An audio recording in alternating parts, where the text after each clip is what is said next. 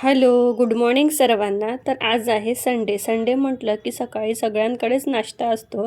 तर आज मी नाश्त्यामध्ये अप्पे बनवणार आहे. मागच्या व्हिडिओमध्ये मी तुम्हाला दाखवलेलं होतं की अप्प्याचं मिश्रण मी कसं फर्मेट केलं. तर आता मिश्रण छान फर्मेट झालेलं होतं. तर आता करायची होती तयारी म्हणजे व्हेजिटेबल कट्स करायचे होते, तडका, ह्या सर्व गोष्टी.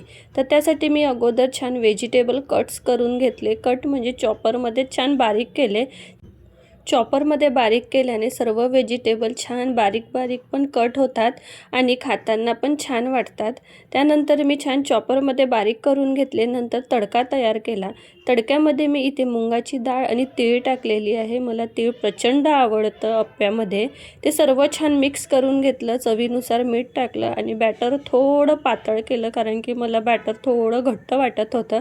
त्यानंतर अप्प्याच्या मिश्रणमध्ये छान मी वरतून तेल टाकून घेतलं आणि नंतर अप्प्याचं बॅटर टाकलं, थोडं टाकलं आणि त्यानंतर छान कव्हर करून 5 मिनटं शिजू दिलं. नंतर पुन्हा पलटून त्याला पुन्हा 5 मिनटं शिजू दिलं. म्हणजे असं 10 मिनिट मी छान मीडियम फ्लेवर अप्पे शिजू दिले आहेत.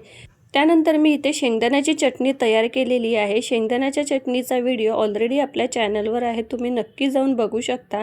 आणि असे झालेत अप्पे तयार.